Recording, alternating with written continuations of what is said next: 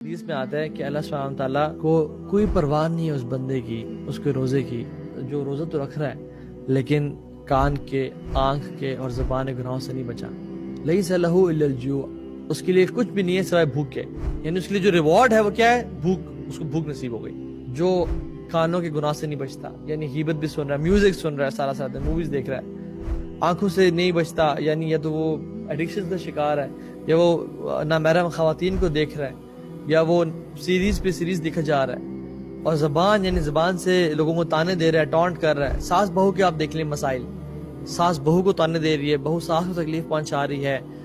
انسان اپنی جو ہے نا گھر والوں کو تکلیف پہنچا رہا ہے، اور عجیب ایک ماحول ہوتا ہے انفارچونیٹلی۔ اس کے لیے کیا ہے؟ لیس لہ الا الجوع، اس کے لیے صرف بھوک ہے بس، اور کچھ نہیں ملے گا اس کو رمضان کی وجہ سے۔ دیکھیے رمضان کے جو روزے ہیں نا، اس کی ایک اللہ تعالیٰ ٹریننگ کر رہے ہیں، حلال ایک ٹریننگ، کہ میرے بندو بریانی حلال ہے، پیزا حلال ہے، ٹکے حلال ہیں، سب حلال ہے، لیکن تم میرے کہنے پہ صبح فجر سے لے کے مغرب تک نہیں کھاتے، حلال چیزوں سے ہی بچتے ہو، تو تم باقی دنوں میں، باقی سال کے 11 مہینوں میں حرام سے کیوں نہیں بچ سکتے میرے کہنے پہ؟ یہ ایک ٹریننگ ہے میری آپ کی، کہ یا رب گھر پہ کوئی نہیں ہے،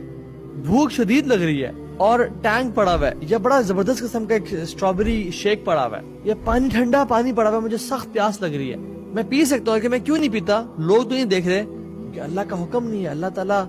نے کہا ہے، اللہ کو میں ناراض نہیں کرنا۔ تو جب ہم حلال چھوڑ رہے ہیں،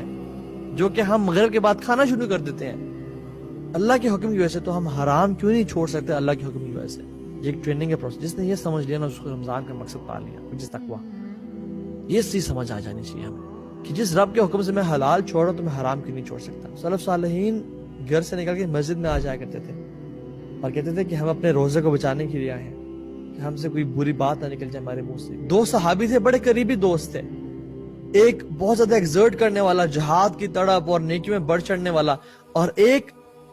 اس سے تھوڑا نیچے سٹیپ پہ تھا۔ جو صحابی بڑھ چڑھ کے حصہ لینے والا تھا وہ جہاد پہ گیا اور شہید ہو گیا، اللہ اکبر، they were happy کہ الحمدللہ شہادت کی موت نصیب ہو گئی۔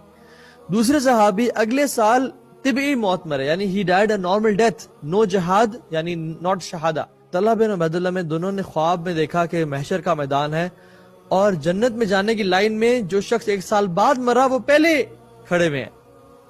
وہ پہلے جا رہے ہیں، اور جو شہید تھا، اللہ اکبر، شہید کا کیا مقام ہے، وہ بعد میں۔ He was surprised، اللہ کے نبی صلی اللہ علیہ وسلم، ایسے کیسے، یہ کیسے معاملہ ہو گیا؟ رسول اللہ صلی اللہ علیہ وسلم نے فرمایا کہ تم نے کیا اس کا رمضان ہی کاؤنٹ کیا؟ اس سے رمضان کے روزے رکھے، اس نے قیام اللیل پڑھا، اس نے صدقہ خیرات کیا، قرآن کی تلاوت کی، اپنے رب سے دعائیں کی، اپنی نیتوں کو صاف کیا، اپنے گناہوں پہ رویا، کیا تم نے وہ کاؤنٹ نہیں کیا؟ واللہ one Ramzan can make a big difference in our lives۔ میں دعا کرتا ہوں کہ یا اللہ آپ ہمیں توفیق بخشیں کہ ہم رمضان میں بہت کچھ اچیو کر سکیں، بہت کچھ نیکیاں سمیٹ سکیں، اور آپ کو راضی کر سکیں، اپنے گناہوں کو بخشوا سکیں، اور یا رب یہ رمضان وہ رمضان بنا دیں کہ جس میں آپ ہمارے لیے جنت الفردوس کے فیصلے کر دیں، اور ہمیں جہنم کی آگ سے ہمیشہ ہمیشہ کے لیے آزاد کر دیں۔